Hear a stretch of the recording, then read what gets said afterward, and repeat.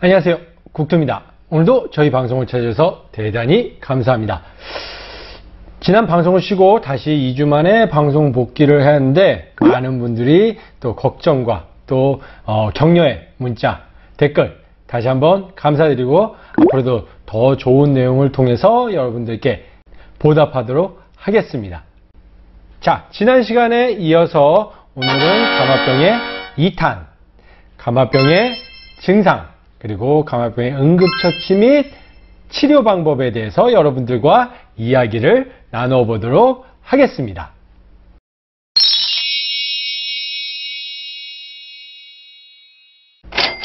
감화병은 여러분들이 생각하는 것보다 굉장히 위험할 수 있습니다.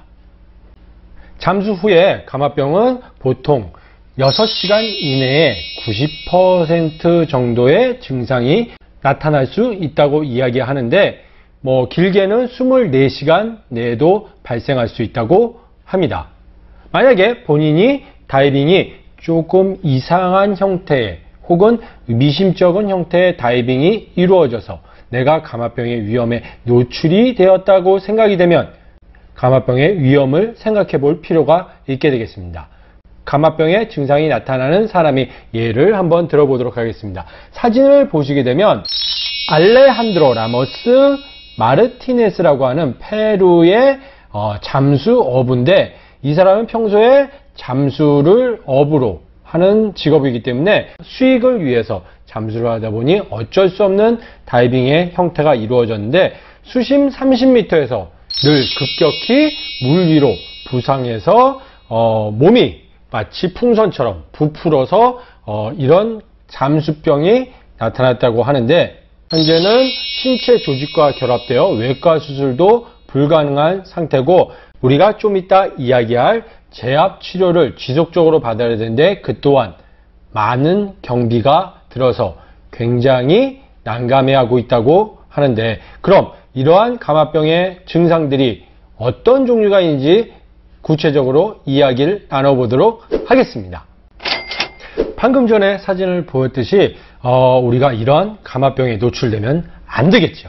그럼 어떤 증상이 있는지 이야기를 나눠보면, 자, 첫 번째 크게 두 가지로 나누는데, 일형 감화병이라고 해서 중증도가 낮은 형태의 감화병이라고 이야기를 하는데, 주로 관절계의 통증을 유발하는 감화병의 형태인데요.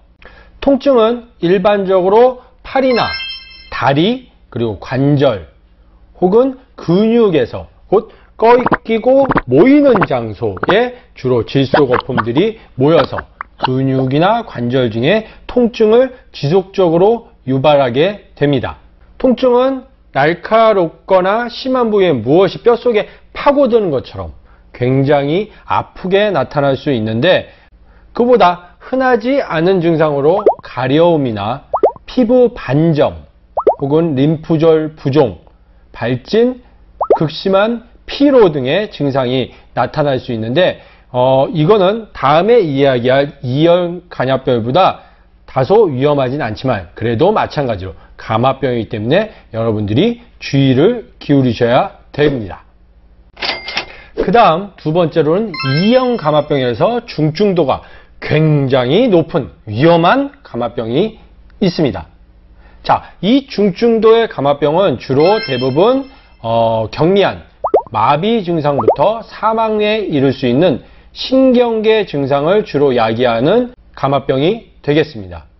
먼저 이형 감화병에 척수 관련 증상이 나타날 경우에 주로 팔, 다리 혹은 신체 부분에 마비 증상, 감각이 떨어지는 증상이 나타날 수 있습니다. 때로는 경미하게 허약이나 저림 증상이 나타날 수 있으나 이게 지속적으로 점점 심해지게 되면 영구적인 마비 증상으로 나타나게 됩니다. 그 다음 뇌에 관련된 증상으로도 나타날 수 있는데, 가볍게는 두통, 그 다음에 혼돈, 언어 구사가 힘들어지거나 혹은 시각에 이상이 나타나는 뇌 관련 증상으로도 발전하기도 합니다.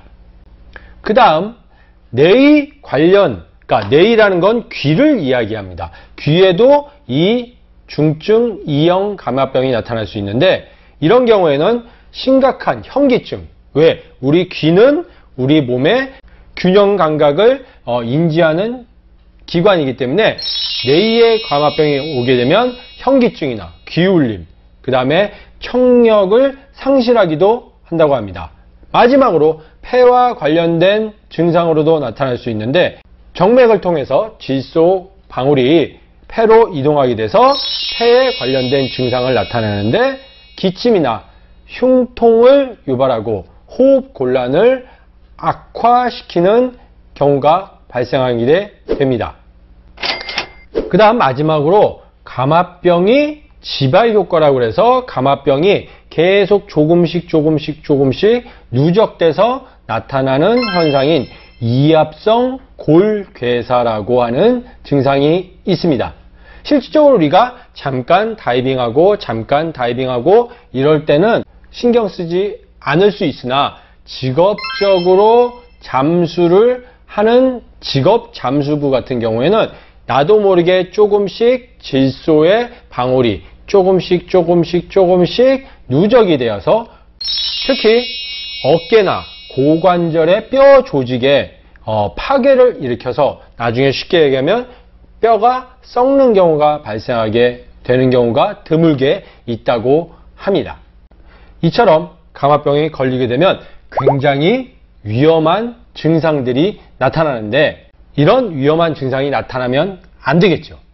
하지만 이런 증상들이 만약에 생겼다 그러면 어떻게 우리가 대처하는지, 응급처치와 치료 방법에 대해서 이야기해 보겠습니다.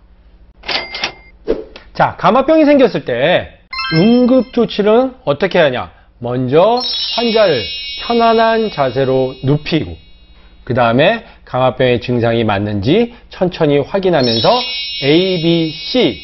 자, A는 기도를 확보하고, 그 다음에 B는 호흡 유지를 하고, C는 순환계 유지를 확인하면서 가능하다면 즉시 100%의 순수산소를 공급해 주는 게 굉장히 중요한 역할을 합니다.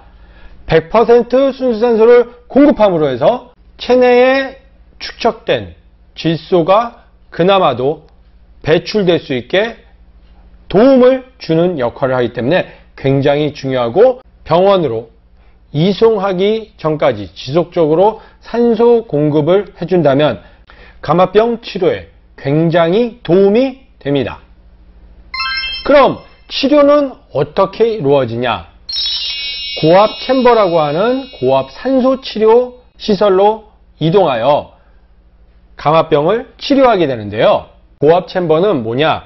자, 사람을 격리된 압력실에 넣고 공기의 압력을 올려서 주입하게 함으로 해서 마치 우리가 수중에 압력을 받고 있는, 다이빙을 하고 있는 것과 같은 똑같은 형태로 만들어서 질소 거품을 압력을 주어서 부피를 줄이고, 그를 통해서 천천히 압력을 낮춰주면서 체액안에 녹아들었던 질소 방울이 호흡을 통해서 정상적으로 배출될 수 있도록 유도해주는 장치가 되겠습니다.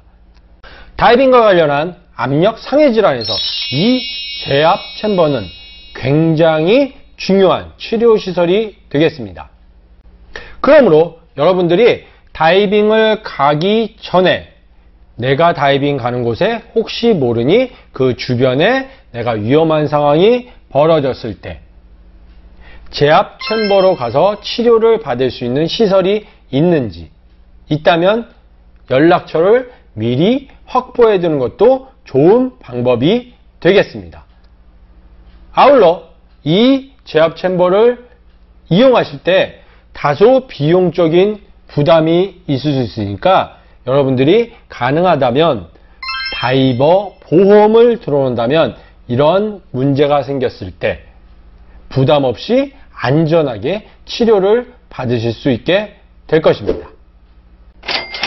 자, 오늘은 여러분들과 함께 다이빙의 감압병에서 증상과 그리고 응급처치, 치료 방법에 대해서 이야기를 나눠보았습니다. 다음 시간에는 여러분들과 함께 가장 감아병에 중요한 안 걸리는 방법, 예방 방법에 대해서 여러분들과 이야기를 나눠보도록 하겠습니다. 다음 시간이 가장 중요한 내용이니까 여러분 잊지 마시고 꼭 함께 해주시길 부탁드리도록 하겠습니다. 그럼 오늘 내용도 마음에 드셨다면 여러분 뭐죠? 구독, 좋아요, 댓글, 알람 설정까지 부탁드리도록 하겠습니다. 그럼 다음 시간에도 더욱 좋은 내용을 갖고 여러분들께 다시 찾아오도록 하겠습니다. 그럼 저는 이만 물러가도록 하겠습니다. 여러분 안녕.